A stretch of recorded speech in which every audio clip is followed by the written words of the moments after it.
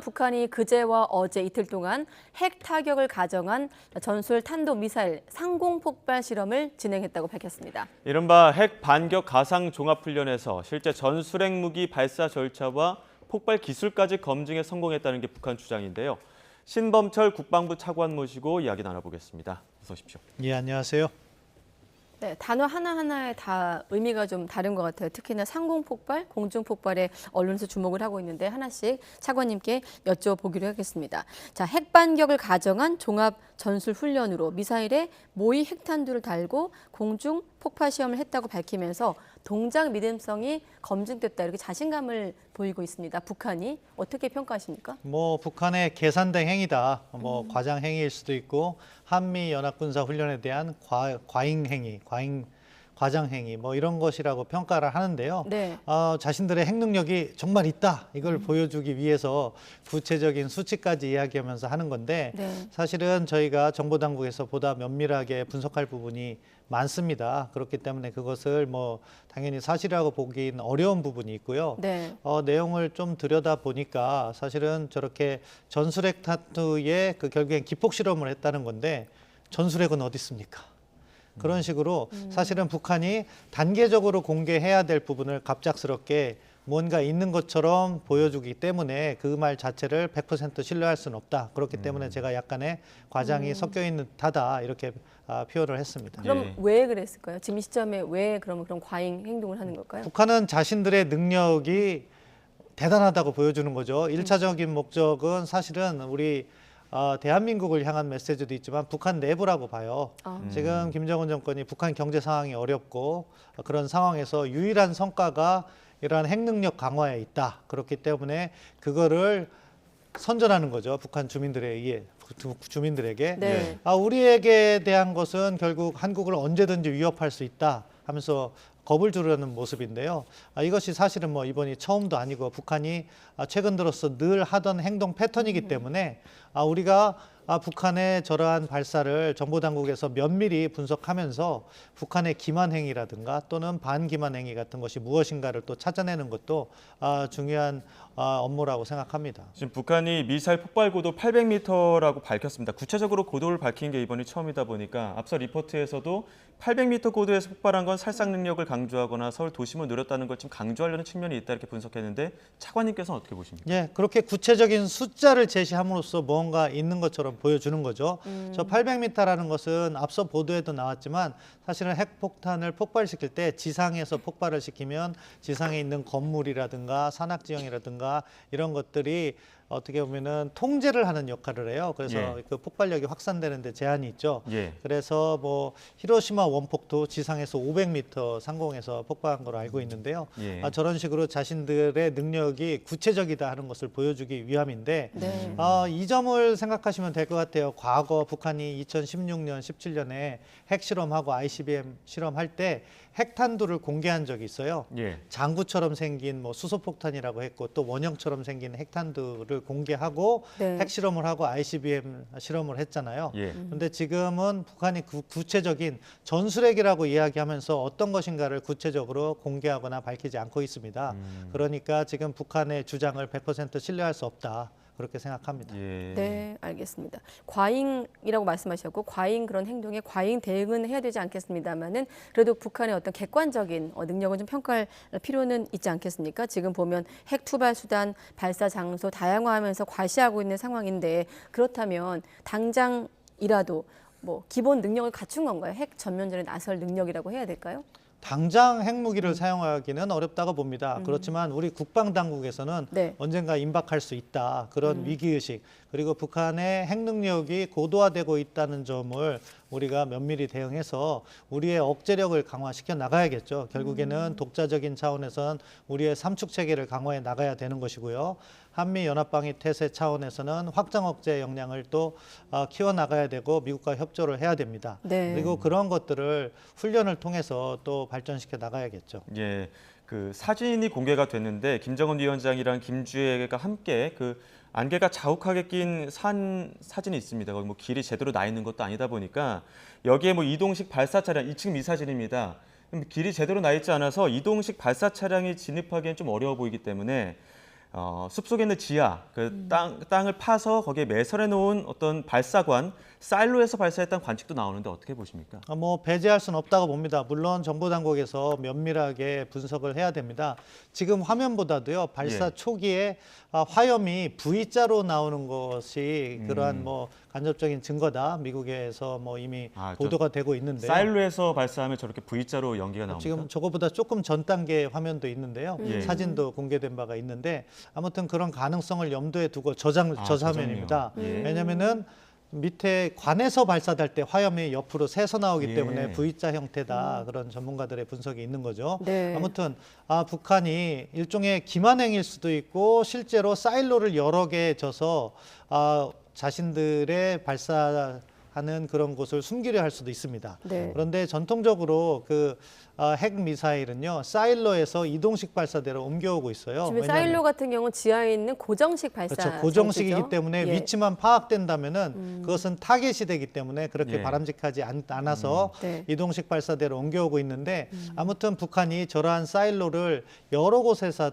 두고 우리가 탐지하기 어렵게 하는 것인가 또는 일부러 기만행위 차원에서 저렇게 했는가도 정보 당국에서 면밀히 분석을 해야 된다고 봅니다. 좀 중요한 대목이기 때문에 사실 북한이 그동안은 단거리 탄도 미사일이든 뭐 화성 17형 같은 대륙간 탄도 미사일까지 모두 이동식 발사대를 선호해 왔는데 지금 발사 플랫폼과 방식을 다변화하고 있는 것으로 요약하면 되겠습니까? 예, 그렇습니다. 그렇기 때문에 우리가 더 면밀하게 분석을 해야 되고 저런 뭐 비단 사진뿐만 아니라 우리 네. 정보 당국에서는 비행 궤적이라든가 여러 네. 가지를 함께 분석하고 있다 이렇게 아까 말씀드리겠습니다. 차관님께서 기만행위일 수도 있다고 하셨는데 그런 구별은 어떤 자료를 통해서 확인이 가능한 건가요? 이제 계속해서 북한의 행동 패턴을 분석해야죠. 예. 사실은 앞서 말씀드린 것처럼 저런 사일로 방식이요. 포착만 되면 타겟이 되기 때문에 네. 미소 냉전기에 초기에 미사일은 사일로에서 발사했었어요. 그러다가 이제 이동식 발사대로 발전하는 단계를 사일로가 더 거쳤는데 전통적인 방식인가요? 그렇죠. 초기에. 그런데 이제 북한이 거꾸로 가는 행보를 하고 있는 거죠. 네. 그것은 이제 그렇기 때문에 혹시라도 기만이 아닌가도 저희가 봐야 되고요. 의도적으로 한다면은 저거 하나만 가지고는 안 되겠죠. 여러 곳에 또 시설을 설치를 해서 우리가 탐지하기 어렵게 만들려고 할 텐데 네. 그런 부분을 저희가 면밀하게 관찰해야 되고 그렇기 때문에 감시 정찰 능력이 매우 중요하다. 그것을 우리 군이 더 확충하려고 하고 있는데요. 그러한 부분을 보다 조속히 하기 위해 노력하겠습니다. 예. 또 한편으로는 지금 한일 정상회담 열렸던 지난 16일에 화성 17형 ICBM 고각 발사하기도 했는데 지금 북한의 ICBM 수준은 어디까지 와 있다고 보십니까? 뭐 북한은 그것도 뭐 완성됐다 이미 2017년에 이야기한 바도 있는데요. 아직까지 재진입 기술이라든가 고체 기술은 많이 부족하다 이렇게 평가하고 있습니다.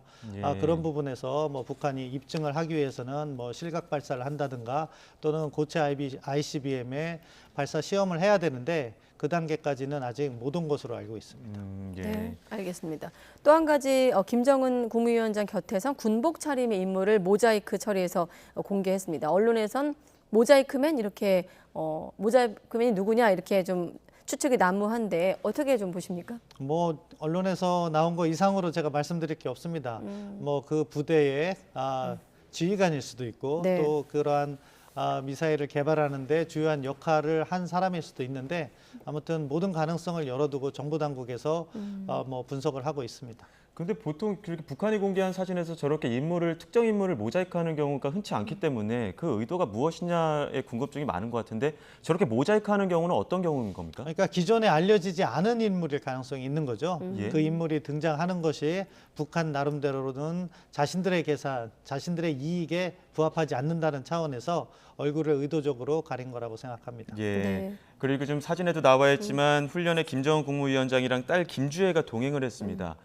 그 북한군 훈련을 참관하는데 10살, 11살 된 그 딸을 데려오고 간다는 게 쉽게 이해는 안 되는 상황인데 어떤 의도가 있다고 보십니까? 뭐 기본적으로는 북한이 소위 말하는 그 김시일과 백두혈통의 그러한 핵무기와 연계를 해서 인상을 심어주는 거라고 생각해요.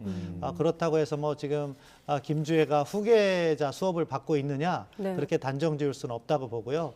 이런 부분도 사실은 조금 더 지켜봐야죠. 왜냐하면 김정은 자체도 사실은 상당 기간 베일에 가려져 있었거든요. 네. 예. 그렇기 때문에 후계 구도와 연결시키는 것은 이른감이 있다. 다만 북한이 이런 핵 미사일을 김씨 일가하고 연계시키고 있고 그런 차원에서 앞으로 핵 협상은 점점 더 어려워지는 국면이 될 수 있다. 그런 점을 저희가 정책적인 측면에서는 착안해야 된다고 봅니다. 궁금한 게 김정은 위원장 같은 경우는 그렇게 베일에 쌓여 있었는데 김주애 같은 경우는 지금 어린 나이에도 이렇게 공개석상에 등장하거든요. 좀 다른 건 어떻게 해석할 수 있을까요? 그러니까 뭐 김정은 위원장의 스타일 자체가 아버지 김정일과 다를 수가 있는 것이고 예. 그런 차원에서라면 후계 구도의 가능성도 저희가 완전히 배제할 수는 없는 거죠. 다만 과거 북한의 관행이라든가 그런 것을 보면 네. 지금 김주애로 후계 구도가 결정됐다 이렇게 말할 수 있는 근거가 미약하기 때문에 저희는 다양한 가능성을 열어두고 지켜봐야 된다고 봅니다. 예.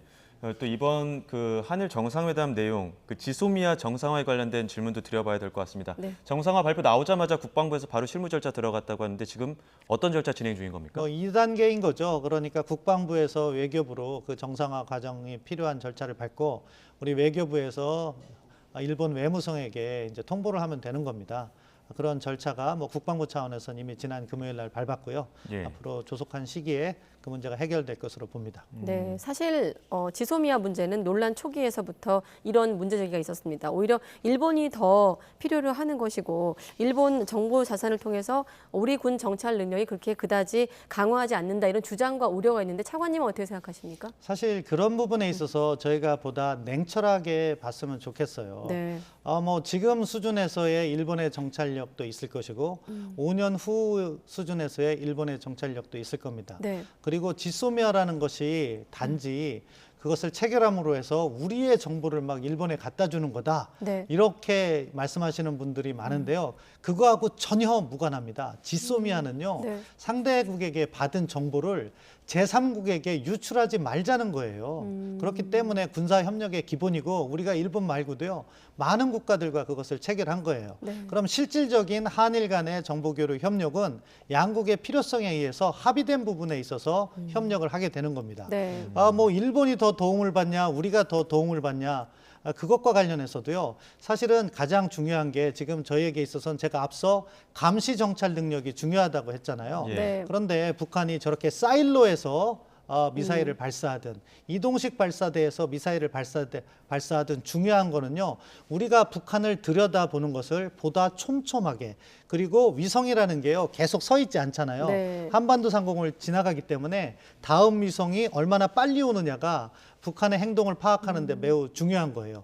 그 간격을 줄여나가야겠죠. 네. 우리가 국방 예산도 충분해서 그것을 실시간으로 뭐 10분 단위, 20분 단위로 볼 수 있으면 좋겠지만 아직은 그런 상황이 아니고 우리도 역량을 강화하고 미국의 자산을 활용하는 측면도 있지만 일본도 정찰위성이 많다면 그 시간을 조금 더 간격을 줄여주고 촘촘하게 볼 수 있다는 거죠. 그런 측면에서는 우리가 미사일 방어 측면에서 도움을 받을 수 있는 것이 있고 네. 그런 국익이 있기 때문에 사실은 지소미아가 필요한 것이다. 그래서 저희가 사실은 한미일 안보 협력에서도요. 작년 11월에 푸놈펜에서 한미일 정상회담을 했을 때 북한 미사일 경보 정보를 실시간으로 공유하겠다. 그런 이야기가 나온 것도 북한의 미사일, 핵미사일 정보를 갖다가 획득하는데 우리가 도움받을 부분이 있다. 예. 그렇기 때문에 지금 뭐 저도 뭐 그런 부분은 충분히 이해하는 부분이 있고 우리가 네. 한일 관계에서 보다 성과를 내야 될 부분도 있습니다. 그렇지만 이렇게 안보적인 측면에서 도움이 필요한 부분이 있고 협력이 필요한 영역이 있는데 그것조차도 존재하지 않는다고 이야기하는 것은요. 냉철하게 바라보는 것은 아니다. 그렇게 네. 말씀드리고 싶습니다. 예. 한편 또 야권에서는 이런 뭐 군사 협력뿐만 아니라 일본의 뭐 군사 대국화 혹은 평화법 무력화에 좀 우리 정부가 동조하는 듯한 모습이다 이렇게 비판이 나오고 있는데 여기에 대해서 어떤 의견이십니까? 우리 정부가 동조하는 일이 없고요. 예. 일본의 군사 대국화는 뭐 일본이 사실은 먼저 말씀드릴 수 있는 것은 우리와 자유민주주의 가치를 공유하는 국가입니다. 현재 상황에서는 그렇기 때문에 일본이 우리를 지금 당장 뭐 침략할 가능성은 뭐 극히 적다고 생각합니다. 네. 그렇지만 주변국에서 군사력이 증강된다는 것은 우리가 국방이라는 차원에서는 예의주시하면서 살펴봐야겠죠. 그렇지만 그것을 또 과장해서 뭐 자위대가 한반도에 진입한다. 그럴 일 없습니다. 대한민국 국군 충분히 튼튼하고요. 네. 국제 정세 측면에서도 지금 미국은 한미일 협력을 강화시키려고 하는데 그것을 일본이 깨고서는 한국에 온다. 그런 식의 과장이 과연 대한민국의 안보, 대한민국의 국방을 건설하는데 도움이 될 것이냐. 오히려 지금은 앞서 이렇게 설명드린 부분이죠. 네. 북한의 핵 위협에 대해서 우리가 어떻게 이것을 억제해 나가면서 우리 국민의 생명과 재산을 지켜나갈 것이냐, 그것에 필요한 협력을 해야 된다고 봅니다. 지금 우리가 큰 틀에서 놓치고 있는 부분이 있어요.